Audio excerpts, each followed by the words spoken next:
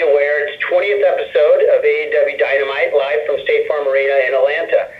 The show marks AEW's debut in Georgia and signals a full circle moment for the Rhodes family, who call Atlanta home. Since you last spoke with Cody in November, AEW has continued to make an impact well into 2020, including a newly announced 3-year extension with TNT to broadcast the weekly AEW Dynamite shows. Also later this month, Cody will take on MJF in the highly anticipated and sold-out AEW Revolution pay-per-view event in Chicago. But first, as you well know, he must face Wardlow in a steel cage bout tomorrow night in Atlanta. So with us today to discuss the current state of AEW is Cody, Executive Vice President of AEW. So without further ado, let's turn the call over to Cody for some opening thoughts, and then we'll open the lines for your questions. Hey everybody, I'm thrilled for an explosive show tomorrow night. This is my hometown, State Farm Arena, formerly Phillips, formerly the Omni. I have a great deal of history here as a fan, and my family as performers and competitors. AEW's had a great start in 2020, including the 3-year TNT extension. We're on a great roll.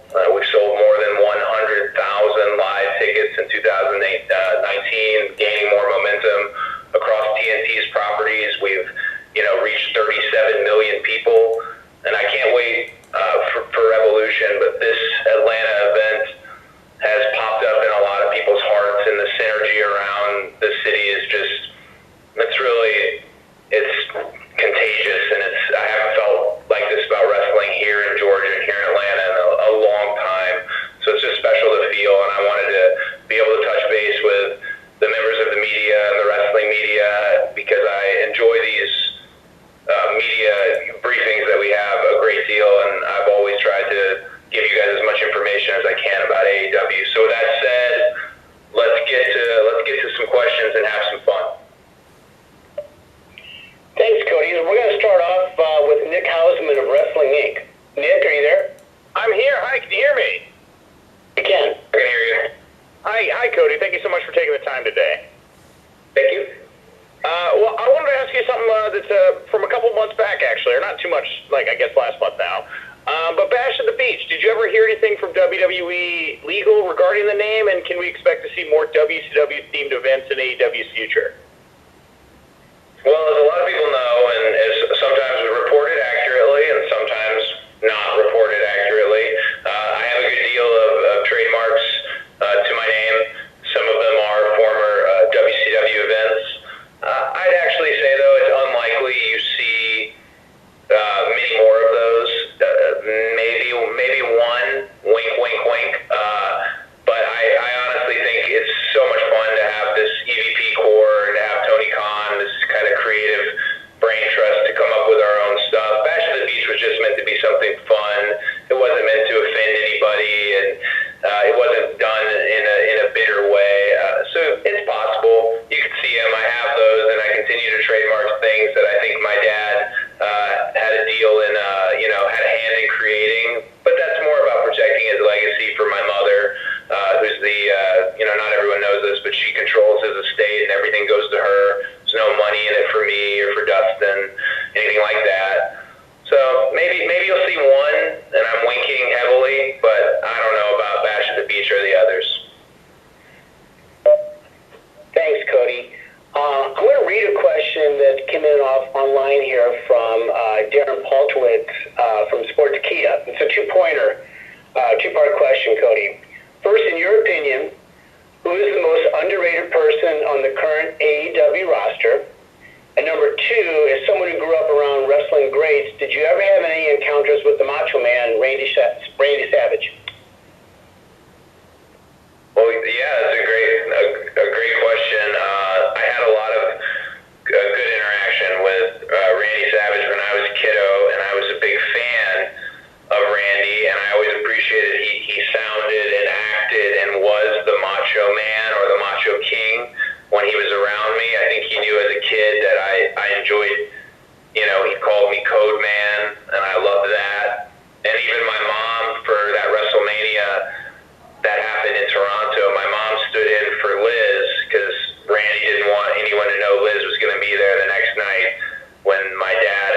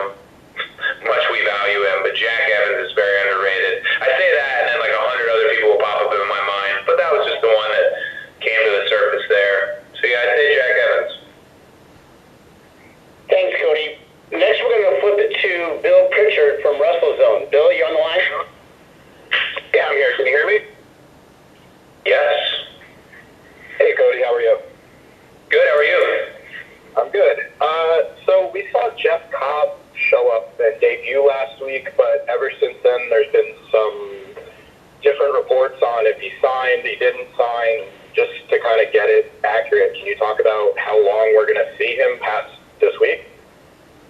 Still in gestation. Jeff works with New Japan. He works with Ring of Honor, and now he works with AEW.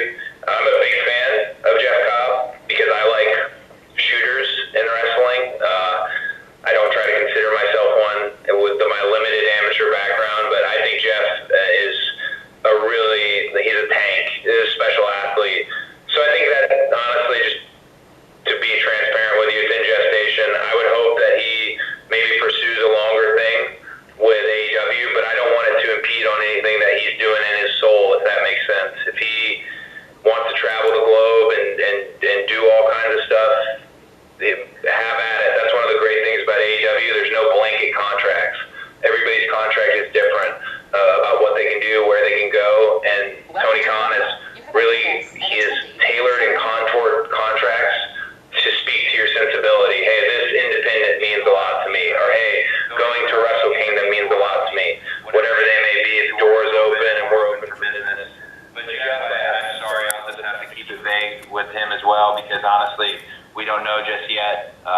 We do have Jeff for more than just the Atlanta show, but I'd love to see Jeff in more of a long-term deal with us. He's a special talent. Thanks, Cody. Next, I'd like to call on Christian Bruns from Power Wrestling. Christian, you there?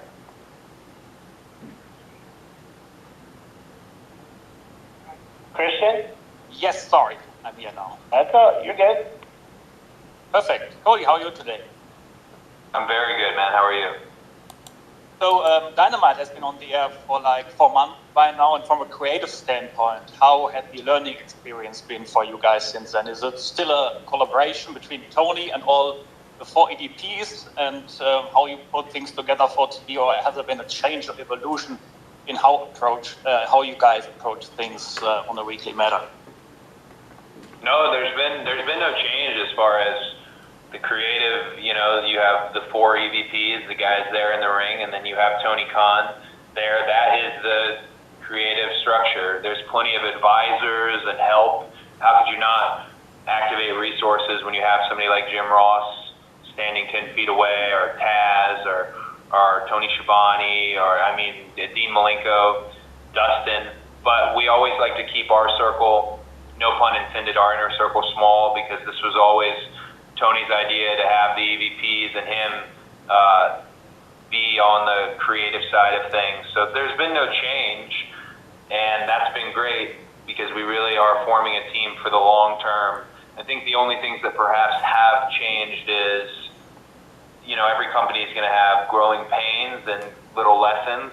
And I know personally, I can't speak for the other guys, I've learned a lot just in the 20 Dynamites. I have learned a lot about the workload that this is going to genuinely take versus the workload perhaps we thought. I've learned a lot about being on the other side of management, is unique. You feel like a talent, you feel like a wrestler, but people talk to you differently, and the boys and girls treat you differently, and I want to be a leader in the best way that I possibly can.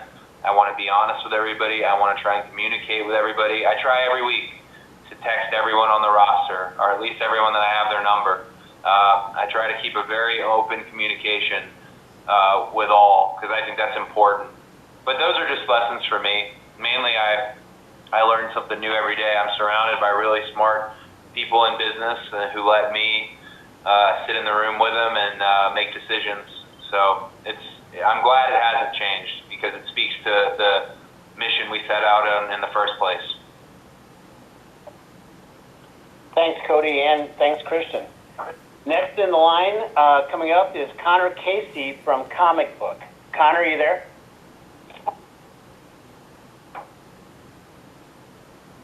Connor? Oh, yes, sorry, the audio is. All good. Hey, Go ahead, Connor. Thanks for doing this today. Appreciate it.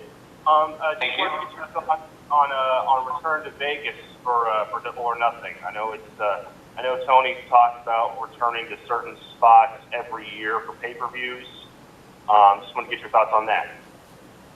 Well, I mean, the MGM Grand's a magical place, and as of yesterday, to be able to announce that not only we'll be back for Double or Nothing, but we'll be back for an encore for Dynamite that Wednesday, it's really special, and I hope I don't scoop anybody or spoil this for a team member. I probably am spoiling it, but with that in mind, going from Saturday to Wednesday, that means that we're going to load those days up with AEW events as well. We want the entire wrestling world to come out to Vegas for the Memorial Day weekend and our return to MGM Grand and the subsequent Dynamite to be live from the MGM Grand.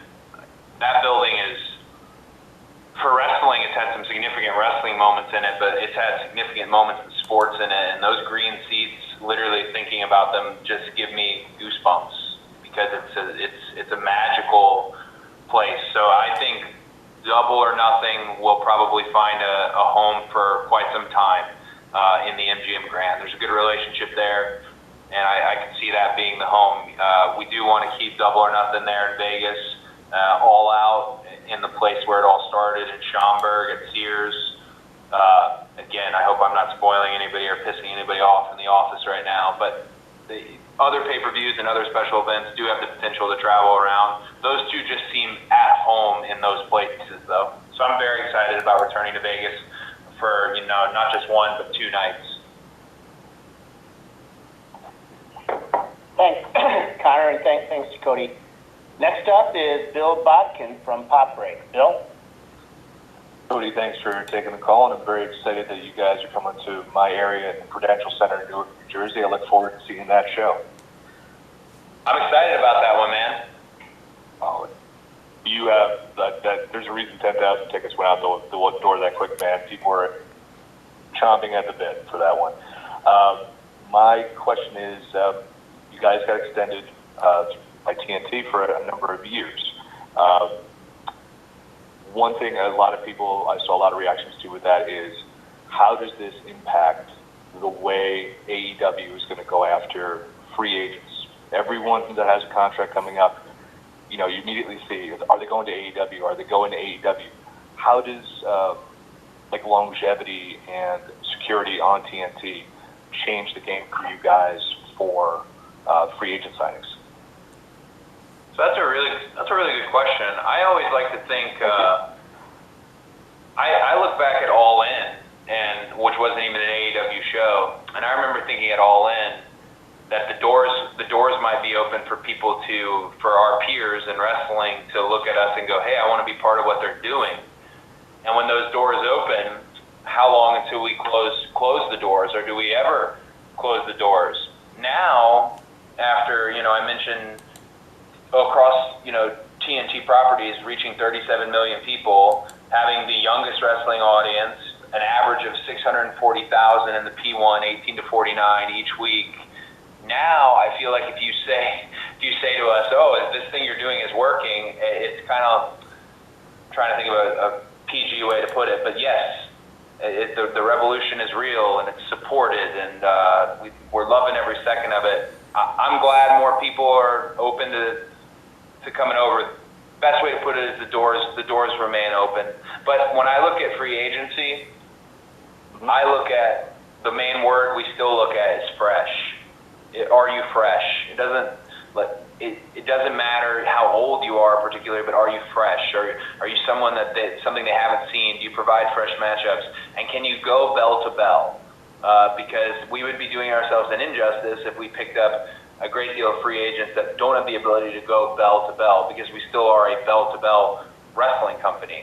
But the doors are open, and if more people look at what we're doing and the cascade of events that's happened in wrestling because AEW started, that makes me happy. That means more of my peers and more of the people who I share these bumps with are getting paid more, are taking care of their families better.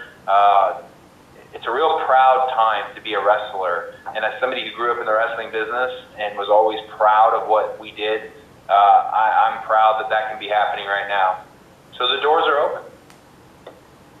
Thank you, sir. Thanks both. Now we're going to turn it over to Jim Barcelone from the Miami Herald. Yes, I was curious on the scouting of talent and how that process goes about. And also, is there a training facility in place for AEW talent coming in, or is that something down the road? So as far as scouting of talent goes, that's become something that we're talking about, lessons I've learned on this. I know that me and Taz want to take a trip to the NCAA finals for collegiate, for folk style wrestling. I know that even the combine itself, there's eyes on the combine itself as far as grooming potentially professional athletes who have a look and size and athletic ability. But then again, we also are the DIY company, and you have guys like Matt and Nick Jackson, the Young Bucks, who born and bred on an independent level. They're still mining the independent scene as well. So our eyes are open to all. I mentioned the NCAA tournament, but at the same time, you're looking at the hottest independent acts, All Pro Wrestling, for example, and Northern Cal, and all around the globe, Defy, all those good places. As far as training schools go, I am now somewhat in. You guys will probably find more news about this in the next month. I've now kind of taken to a leadership and ownership role at the school in Norcross, Georgia, which we dubbed the Nightmare Factory. There's a big mural put up. It's great. I've taken a leadership role there, and that's where Sadie Gibbs is going to be training. That's where Anthony Agogo is going to be training. It is not affiliated with AEW other than its affiliation with me. So maybe potentially could grow into a full-time situation, but we don't have that many trainee wrestlers at the moment. Maybe we will one day, but right now everyone, for the most part, is fairly seasoned or not nursing an injury, but the facility will be open to all as far as AEW is concerned. Just this past weekend, Dean Malenko held a seminar, and 85% of the roster voluntarily showed up. So it seems like if we're willing things into existence, which is kind of my whole MO, it seems like maybe potentially that spot will become a part of AEW in the future. But for now, it's my own thing and a place for people to get reps in and train, and people to nurse injuries and rehab and come back. Thanks, Cody. I'm going to now go online here. We'll take a couple questions from some of our guests online here. The first one from Kristen Ashley from Bell to Bells. She'd like to say congratulations to Nyla Rose on winning the women's title. It definitely signals the start of a new path for the women's division. Are there any other future plans for the women's division at this time? I mean, the women's division is just, it's growing. I actually would say that, when you hear kind of the natural criticisms, and you hear the good things about your show, you hear the things people don't like, and you got to keep your ears open. You can't be closed-minded to it. One thing that is going to take time is the women's division. In particular, it's a merit-based show. It's a merit-based wrestling show, and the best wrestlers are going to wrestle on that show. And I think we have some of the best wrestlers and some of the best women's wrestlers. I'd really like to see Big Swole emerge. Britt Baker is on absolute fire. Nyla Rose becoming the second AEW Women's World Champion. An amazing moment, and maybe the best match on the best show we've done all year. So that speaks to, the talent level of Nyla and Riho, and that international involvement that will always be there as far as bringing in the Joshi talent. But it's something that I think be patient with AEW, because we're actively doing everything we can to grow the division, to cultivate the division, and to make it a very, very strong women's division.